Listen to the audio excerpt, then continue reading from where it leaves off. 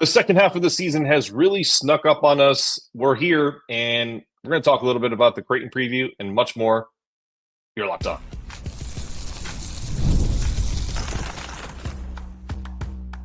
You are Locked On UConn, your daily podcast on the UConn Huskies, part of the Locked On Podcast Network, your team every day.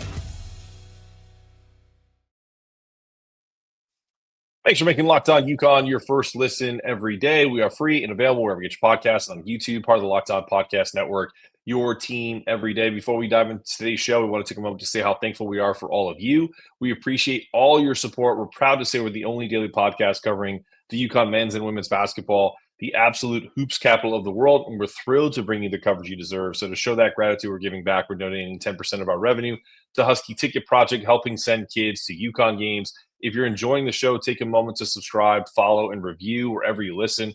Thanks again for making Locked On UConn your first listen every day. Well, let's bring in my Tuesday and Thursday co-host most of the time, Dan Meehan. Let's get him on the program. What's up, my man? All right, look, you brought this up last night in kind of like an off the air chat about how second half of the year is upon us. It's kind of snuck up on us. Like it's wild that we're halfway home. It's also kind of sad, like how quickly things just, we turn the page to 2025 and we're really close to, March Madness. But UConn's got to take care of some business. We're going to get into the bigger picture of the year. Where's UConn's floor? Where's UConn's ceiling?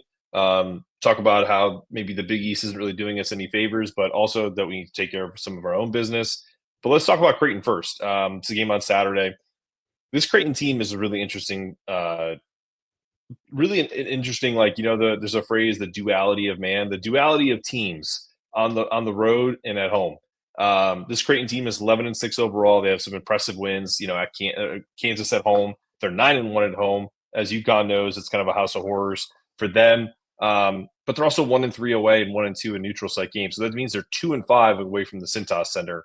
What do you make of that? Like this team has really only one true road win, and that's recently at Butler. Yeah, I was doing some just scouting on the team, like going into this game to preview it, and I looked down. I'm like, Creighton's 11-6. That's it. Yeah. Because the team, they lose Baylor Shireman to the Celtics last year. One of their seminal players, just a total NBA guy, big part of what they do after their long run last year, but. Yeah, their starting guard, Stephen Ashworth, they kind of go as he goes. He went down for nearly a month with a bad ankle. Ryan Kalkbrenner is back to playing Big East Player of the Year candidate type basketball, one of the best rebounders in the conference, one of the best shot blockers in the conference. This Creighton team, if nothing else, maybe they slipped up a few times, due to an injury or two here or there earlier in the year. They're missing Pop Isaacs, one of their top scorers, only plays 8 games, has a recurring hip injury. He's done for the season. So they've been a little hampered coming into this season. It seems like they might be trying on the cusp of catching their flow. 20-point win against Providence at home last night. So they might be finding it. It just might have taken them a half a season to just get healthy. If nothing else, we know for sure this is a well-coached team. Doug McDermott's one of the best in the business in the landscape of college basketball. This is not a game to be taken lightly. And UConn, who's continually trying to grow a resume, operate life in the Big East without Liam McNeely, this is another one of those games where it's not a gimme in the Big East, but it's also a game where UConn needs to get this victory against a team that's currently in the lower half of standings of the Big East. Yeah, no, I think it's crazy. Like when you opened up this season, or like let's say you were looking at the season as a whole, you had to think this Creighton game was going to be like difficult. I mean, I know that last year is different. We're not talking about last year's team and how they look. I'm just saying in the terms of how they played Creighton, right? They dominated Creighton at home and they got dominated on the road. So you'd like to see, as our good friend of the program, Tashid Carr, Ahmad Noel's dad, was saying, I really want UConn to win by 20. They're, Creighton's a little light, especially at home. And I don't think that's unrealistic. I do think it's unrealistic for this team because I think this team has shown that they can get a 20-point lead, but they can't exactly sustain it for an entire game unless they're playing a bye game. So what do you see in this game? I think for me, you have to look at this game similar to any game you play against Creighton. You have to make them beat you off the dribble. You can't let this team win in their half court because they run great stuff. And they also have a guy like Kalkbrenner who can definitely get his own if they work through him. So I'm curious what your thoughts are, because I think the key for us is if Kalkbrenner is getting 25, 30 points, cool, but you just can't let Ashworth and everybody else go crazy, because that's when that team is dangerous. Yeah, this Creighton team, they're solid at a lot of things. They're not that great at any one thing. They're kind of middle of the pack scoring team. They're a middle of the pack scoring defense team.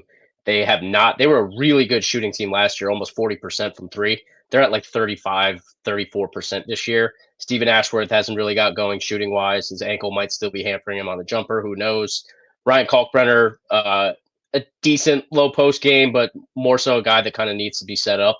I think his size they're going to try to utilize, but again, with our two-headed monster down low, I think Sampson once again gets a start, but these are two of the best rebounders in the league. You might want to use Terrace Reed heavily in this game to try to negate some of the things that Creighton can go to. They don't have a whole lot, offensively.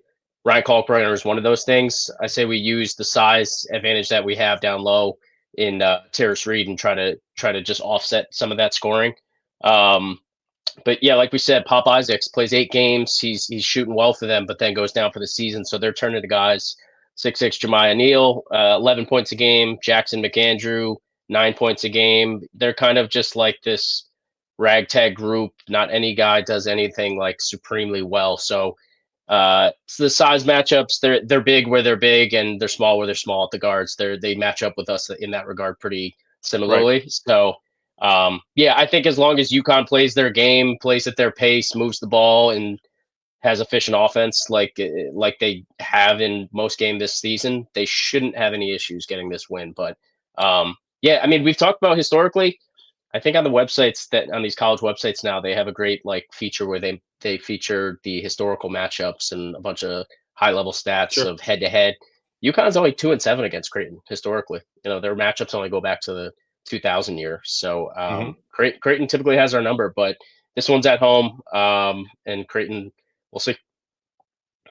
Yeah, I think you're right about everything you said. I think my biggest takeaway from all of that is the you're playing against UConn factor, and Creighton may not be the same shooting team they were last year, but something tells me that when that Connecticut or that UConn jersey comes calling, you up your game a little bit. And so I think this Creighton team is going to shoot just as well as like the Xavier team did in at UConn, as Butler did against them down the stretch. So as long as UConn does what they did against the middle half of that Georgetown game, where they're playing really physical, tough defense and not fouling, then you're right. They shouldn't have an issue with getting this W. All right, when we come back, let's talk about the second half is here. We're going to get into where UConn is currently ranked in, obviously in the AP. I thought that drop was a little precipitous. I feel like they're not getting a lot of love from the AP as well as Ken Pom and the net rankings. And we'll talk about my gripes, and Dan will talk me off the ledge coming up after this. After the holiday hustle, there's nothing like giving your home a little TLC. I always find that decluttering and refreshing my space helps me get back into a routine. Whether you're tidying up, clearing out, or just want to give your space a new look to start the year, Wayfair has everything you need, all within your budget. Recently, I decided to tackle my home office. As you guys can see, it's a totally different background. I got a new desk, and it's a functional fit. It's clean, it's modern, not too bulky for the space. Wayfair made the process very easy. I found the perfect piece that not only checked all my boxes, but also fit my budget. The best part, the delivery was completely hassle-free and quicker than I expected, even for a larger item. Now, every time I walk into my office, it feels like a whole new space. It's bright and organized, and Wayfair really helped me start the year off right with a home that feels refreshed and inspiring. Give your home the refresh it needs with Wayfair. Head to Wayfair.com right now. That's Wayfair.com. Every style, every home. All right, back on Locked On UConn. Let's get Dan's mic unmuted. Dan is the owner and founder of Exit 68. Go check them out. Got some good stuff there. This shirt is Exit 68. I'm sure he's wearing some of his own stuff. All right, so look, the back half of the season is here. Where do we stand right now? We got UConn is 14th in the AP. They are 13-4, 5-1 in the Big East. 26th in Ken Palm, 3rd in offensive rating, 110th in defensive rating. Yes, you heard that right. 32nd in strength of schedule, 25 in the net ranking. They're averaging about 82 points a game at 42 out of 364 teams, and they're giving up only 68 points per game, so that's 87th out of 364. Just coming off a nice win at Georgetown. Took the air out of the ball at the end of that game. I think by design. I don't know why. I have not been able to ask Dan that question, but maybe I will the next time. I feel like every time there's like he's not answering that question. But he might. Listen, he might, because here's the thing. He's not going to give you the answer you want. I don't. Maybe he won't, but he's always been honest. Like, for example, like when I asked him about Ahmad Noel's playing time, and like essentially just said, is there thoughts of giving him more run? Well, he got a lot more run in the Georgetown game, so you're welcome, Husky Nation. But no, also, like, I'm joking, like, but the bottom line is, I'm not saying that like beat reporters don't ask these questions. A lot of times they have a story that they want to write, and they're asking questions around that story, and that's totally fair. Dave Borges does an amazing job, Joe Arruda, amongst others, right? But I want to try to do this from the fans' perspective, and the fans' perspective is, why do we do that? It happened a couple years ago too, in 2023. I'll never forget the tweet that Chris Smith put out at Bad Choice Milk, where he was just like, I just wonder why UConn stops running their offense with 4 minutes to go in the game. When they have like a 15 or 18 point lead, like why Tristan Newton is just dribbling around, because he would take a lot of these shots. And now there's no Tristan Newton, and it's Haas, and it just looks different, as we talked about this year. Do you know what I'm saying? Like, I would be curious just to understand, like, how he would explain that to us, the fans, the media, why they kind of, foot stays on gas, why they take the foot off the gas. I totally agree with you. I think there's a couple theories. One, the last few years, they've had the luxury of being up 20, 30, 40 points in some of these matchups. And as we know, Dan Hurley is the utmost steward for this conference, for the coaches in the conference. Sure. Nobody wants to blow out a good friend in Sean Miller by 40 points. You do, but it doesn't look great for the conference.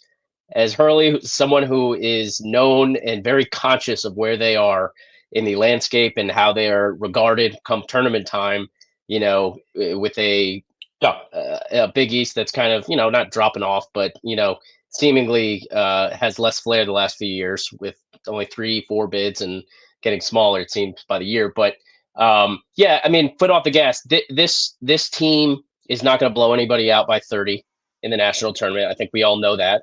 And I think if there is a coaching point to be had, if you're up 20, that was one of the best games I thought UConn's played all year against a decent team. They're pretty much up 20, winning and handling Georgetown for the majority of that game. Maybe Dan just stops coaching for a 5-minute stretch just to see how his team's going to respond if he's not on his A game. Something to bring into the practice facility before the next game, some coaching points and something to kind of just drum up a little, fabricated motivation to say, hey, you played great, but you didn't play your best 40 minutes. How's that going to look when we get into the tournament time if you don't give me a full 40 against a better team? If that's true, if that's the case, and I know that you're speculating that, I'm fine with that. But that's also kind of playing with fire, like in that respect, and then on top of it, no one's asking them to run up the score. We're just asking them to run the offense. Like if you run your offense and you miss the shot, and then Georgetown gets the rebound, and then they go down and score, that's different. We're just talking about like it's almost like a concerted effort to just run nothing. Like that's what's weird. That's the only thing. That's my only complaint ever. That's my only complaint ever about Dan Hurley in his tenure here, and it's minor. It makes absolutely no difference to me whether or not they. And it could be something else. It could be something other than that too. It could be just like, all right, I'm gonna, as a coach, take my foot off the gas for a 4-minute stretch. We've got a little cushion here. Let's see who responds without me having to tell them to. That totally could be it. I'm a parent. I do that all the time. Let's see if my son can actually do his routine without me having to explain it to him. So I get that. That would make sense to me. but I'm curious. But I'm still going to ask him at some point. All right, so let's talk about this. Creighton's 11-6. They're 42 in Ken Pom, 54 in the net ranking. What's interesting to me is Creighton's not typically like a physical defensive team, but they're 43 in defensive rating in Ken Pom, which is pretty damn good. If you're in the top 50, your defense is pretty solid. Georgetown was in the top 30. They were 30 or 32, something like that. So this is going to be a cakewalk where they can just come in and, throw up 90 points. I think this is going to be an interesting game. I still think they're going to win. I'm not worried about them as much. But let's jump into with the season half over, like where we stand in terms of like where these bracketologists have us. They're usually pretty spot on. I disagree with where they're being labeled right now, and that's a 5 seed. I just can't imagine whether they win the Big East or come in second in the Big East. That the second best team in the Big East is a 5 seed, which is typically in an upset position because the 12 seed and the 5 seed is like a toss-up game usually. What are your thoughts? Yeah, I think halfway through the season, it's kind of easy for these guys to kind of do this. You have to kind of look on paper to see how they're kind of penciling it out.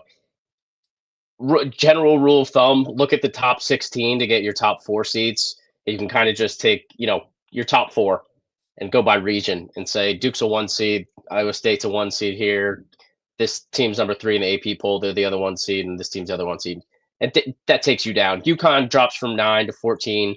So right now, Joe Lunardi and Mike DeCourcy of Fox Sports College Basketball both have UConn currently slotted as a 5 seed in the East Regional, going up against Duke in the 1 seed in the same region. So historically speaking, UConn is a 5 seed. This has not been good for them. Not going well. So I looked at historically, went to Basketball Reference. Historically, as a 5 seed, UConn's been a 5 4 different times. Once under Dan Hurley, with 0 wins, 0 national championships. So UConn has won a national championship twice as a number 1 seed, once as a 2 seed in 2004, once as a 3 seed in 2011, once as a 4 seed in 2023, and once even as a 7 seed in 2014, the most unsung of our national championships. Never as a 5 seed. Historically speaking, there's only a few that have ever won a national championship as a 5 seed. It's not where you want to be in a bracket. Who has won as a 5 seed? Did you look that up? I'm curious. I have the notes. I'll post them to Twitter later. Okay. For UConn specifically, last time they were a 5 seed, this was 21-22 season when UConn lost in the first round in New Mexico State. And an interesting thing, like each of their records in these years, typically right around 10 losses. So if you were looking at the rest of the season, UConn's played 17 games. They've got 14 to go, 8 of which are at home and 1 at MSG versus St. John's. So you've got 8 of 14 games that are home games. Only 4 losses so far. Can you operate in the 14 remaining games without getting to those 10 losses? Yep. And these 14 games do not include the Big East tournament. So you've got 2 or 3 games additionally to add to get to those 10 losses. So your goal the rest of the season, do not get to 10 losses. Try to get a 4 seed, because a 5 seed, you're probably not winning the national tournament for a few reasons. One, you're probably not a national championship caliber team. That's what. Yeah, I mean, I get with that. I totally understand that, and honestly, man, like that's the frustrating thing. So if you're going to sit there and tell me, and I know why they're doing it, because they have to look at all the metrics, blah blah blah, SEC and Big Ten and all those other crappy whatever conferences. UConn as a 5 seed right now is a joke, because if you're going to tell me that there are better national title contender teams than them out of the SEC, like Ole Miss just beat Alabama. Cool. Do you think Ole Miss is going to win a national championship or has a chance? I don't. I don't care what Seth Davis says about Chris Beard.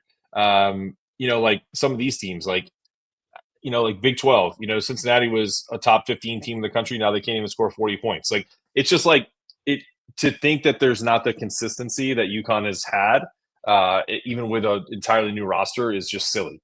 That's why. That's the one thing that's metrics. And that's why it's really important to not get yourself slotted as a 5 seed. Do everything you can to get to that 4, because where a 5 puts you in a regional bracket it makes it that much harder. You're going to find yourself against a 12 seed that's probably on the bubble team that might be a mid-major with a bunch of fifth-year senior guys. Like, though, that's where you can slip up as a 5 seed in the tournament, or just a really good, or just like a mediocre but talented, Big 12 or SEC school that is going to give you some problems. So because that's where that's where most of these teams are going to be. Because if anything, if historically, and I'm gonna have my own bracketologist. He's not my own, but he's a friend of mine, Rocco Miller, who does the Bracketeer out west. I want to have him on the show because he does a really good job of like showing like mid majors. Typically, it's funny, like the 12 seeds now aren't necessarily mid majors. Like I'll remember in New Mexico State with Teddy Allen, it's usually the 13 seeds, the 13 versus the 4. So as much as I want to be you're talking about the 4 seed because we won a national championship there, you want to stay away from.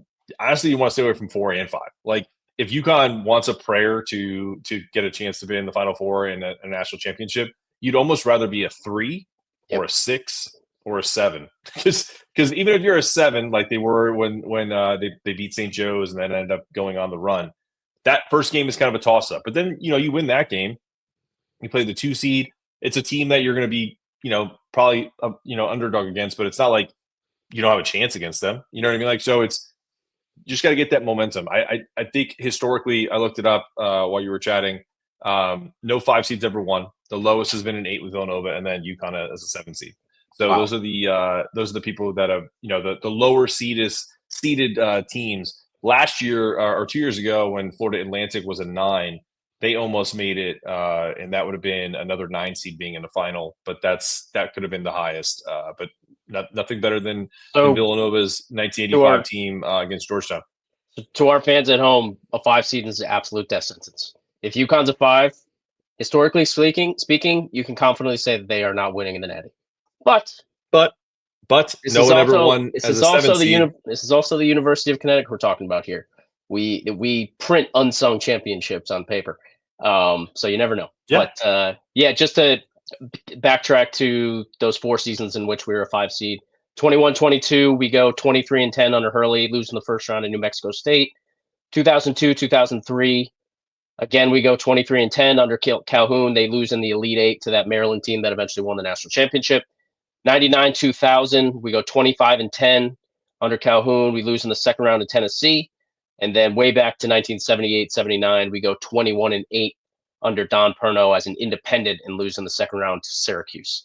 So again, don't be a 5 seed. Don't be a 5 seed. All right, when we return, we're going to talk about UConn's floor and ceiling. We'll look ahead to these upcoming games. I have a prediction about where we're going to be right now. I've been spot on about the team that we were going to lose to without Liam McNeely. I think that will continue, where we continue to win without him until he returns. And we're going to talk about all that coming up after the break.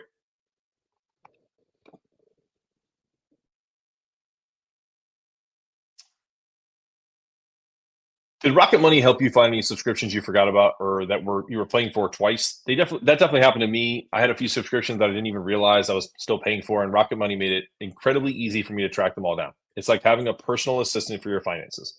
Rocket Money is a personal finance app that helps find and cancel your unwanted subscriptions, monitors your spending, and helps lower bills so you can grow your savings. It brings everything together all in one place. Whether it's subscriptions, your spending habits, or even goals you want to hit this year, Rocket Money has over 5 million users and has saved a total of $500 million in canceled subscriptions, saving members up to $740 a year when using all the app's premium features. For me, one of the best features is the subscription tracker.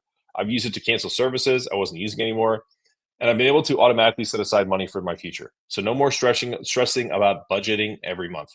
Cancel your unwanted subscriptions and reach your financial goals faster with Rocket Money. Go to rocketmoney.com/lockedon today. That's rocketmoney.com/lockedon. rocketmoney.com/lockedon.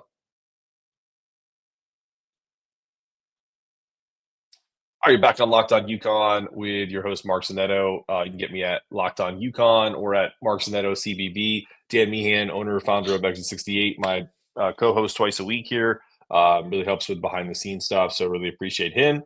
All right, man. Broader context of this, UConn's floor and ceiling. I feel like, I think I said that UConn was going to go 7-1 without Liam McNeely, because I feel like he's going to miss the next few games. We haven't heard anything. I know there's probably media availability coming up in the next couple of days. Hopefully I can sit in on that one too. I don't know if Liam is going to be returning anytime soon or any earlier than that. I know Dave Borges asked that question in the last media availability that I was in, and Dan was really honest. He was like, he's out of the boot, but there's no real, everything looked great. Like there was nothing, no ligament damage, nothing to be worried about. But at the same time, he joked around, he's still Aquaman. He's still in the pool. He's like, we need to get him to be Thor real soon. So that's Dan Hurley saying, wait and see. Just we're gonna ride this out. Where do you have them? Like, I think you said something like if we went 5-3 in that stretch, you'd feel comfortable.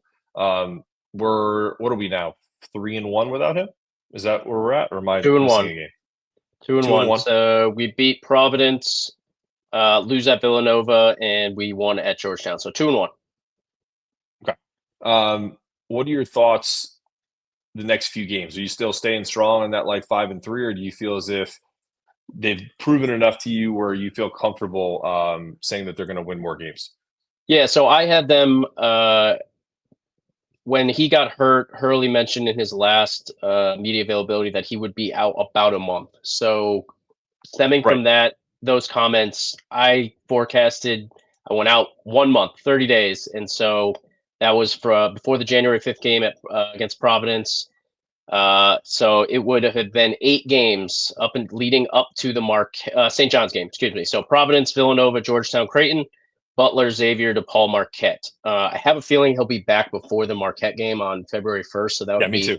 He would have missed 7 games. Right. So we could really use him for that one. That's at Marquette. That's a game you really want to start, really craft a pristine resume. But I heard some whispers of him potentially even being back for this Saturday. I don't think that's going to be the case. I'd chalk it up as being out at least one more game. So he's out for Creighton. I slotted them as being, if you can get to a point where you're 5-3 in the 8 games theoretically that he was going to be out, I think that would have put them at like 16-6 or something with the rest of the way to go. But if they can go 5-3 without Liam, I saw that as a decent barometer looking forward. Once you get him back, that you're in the right place. He's arguably the best player on the team. Like, he's a massive part of what they do, both offensively and defensively. There's not a whole lot of people that really looked into his defensive metrics. He's the best. The team is at their best defensively while he's on the floor. So we'll see if they can go. Yep. They're 2-1 without him. If they can get this win at Creighton, they'll be 3-1. And then you go into another home game at the XL Center versus Butler. Call that 5-1. Then you're at Xavier. They're going to drop another one of these games, in my opinion, without him. But if you can get out of this stretch of quote unquote life without Liam McNeely, go 6-2, 5-2, I think it's a positive. Yeah, the only thing I differ on is because he is such a big part of what they do. But you're playing a Creighton team that's not what it was. You're playing them at home. It's not if you were playing if they were playing in Cintas Center, I would have chalked this up to an L, just because it's just a different environment. You saw what it was in Villanova. I know Georgetown was different but you have to take different home courts differently. I know Georgetown was harkening back to an older time, and there's 17,000 people and they're freaking out. I actually think that actually helped UConn. I think that was more. It's harder to play a team that you're better than in a parking lot and have no one there. I think that kind of helped them. They kind of got their juices flowing. Dan kind of calling them soft and all that was definitely a big part of that too. But I think you play against a Villanova team on campus, 6,500 fans, mostly students losing their minds in this tiny little gym, and Villanova plays good enough to beat them. I thought UConn obviously still should have won that game, but that's the L. I knew that was going to be a tough one. And then, Creighton at home, Butler at home. You're playing at a Xavier team that's not particularly good. Maybe they're 3 or 4 or 5 points better at home, but that's a team that played the best game of their lives at UConn, still lost in overtime to a UConn team. I think that Xavier team is a win. Again, then you play home against DePaul. I don't think they should lose any of the next 5 games, or 1, 2, 3, any of the next 4 games with or without Liam McNeely. If they go into DePaul without Liam, they are 100% going to lose at Marquette. So if he's even if that's his first game back, that's what I'm predicting. I think they will end up winning the next 4 games. They'll feel really good about themselves. If they don't have Liam at least back for one game to get his his footing, so to speak, then I think that Marquette game is definitely an L, because even though Marquette struggled with DePaul last night, that's a phenomenal team and a Final Four caliber team. Yep. Yeah, I mean, if you can get out of this 7-8 game stretch and leave yourself with 1, 2, 3, 4, 8 games to go before the Big East tournament, allowing Liam to kind of get his legs back under him after kind of elevating some of these guys and getting them some play time in not early in the season, but these are primetime Big East games. If you can elevate a guy like Ahmad Noel, who got some good burn versus Georgetown, if you can find Stewie's confidence, if you can get Jaden Ross shooting the ball well and playing consistent defense like he has all season, like that is iron sharpens iron, man. That's going to make this team that much better when they get one of their best players back inserted into the starting lineup. All right, prediction time. What's their based on what you've seen, and we're going to try to be as realistic as possible. I know we're both fans. Obviously, we both want them to win a third straight national championship and all that comes with it. What's their floor? What's their ceiling? All right, so coming into this weekend's game at home against Creighton on Saturday, that game is on Fox, noon prime time. We're 13-4, 14 to play, 8 of which are home games, and 1 is against St. John's at Store South, Madison Square Garden. So we've got 14 to play. I'm going, UConn's going to be 1, 2, 3, 4, 4-1. 4-2, 5, 2, 6, 2.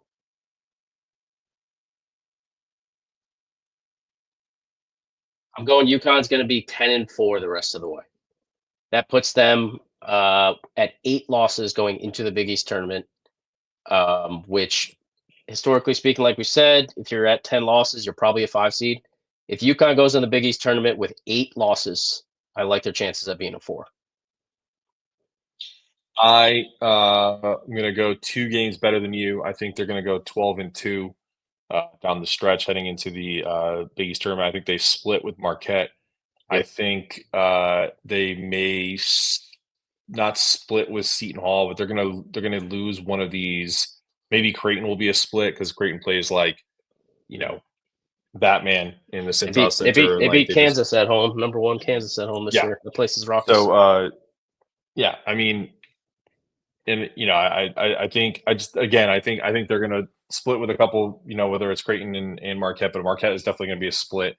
But I could also see them going legitimately going 13-1, just because they just for me this team right now just seems like it has a knack for winning these games. And I know that maybe is counter to what you're seeing is I think to your point, I think Dan is kind of putting a lot more into their hands lately, and the onus is on some of these leadership guys like Alex, like Haas, like Sam, and hopefully getting some big time contributions from guys like Ahmad and getting Liam back to where he needs to be, and Aiden's starting to come along. So I think there's a lot of good momentum with this team.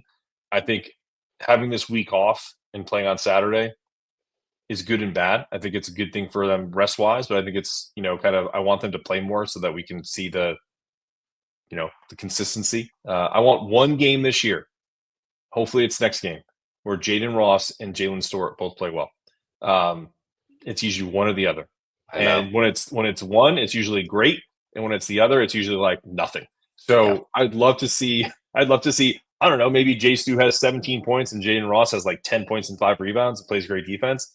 I'd love to see that combination, because if that happens, then, we're talking about a team that is, not so worried about where they're seated, because they can beat anybody. So, all right, guys, that's another episode of Locked On UConn. Really appreciate Dan coming on and giving his perspective as he does always. Really excited about next month coming up for a couple games. I'll announce that later on, but it's no secret. It's going to be the St. John's game at Stores, the Villanova game in Hartford, and then next month I'll be up again for the Marquette game in Stores. So I hope I can meet some of you guys when I'm up there.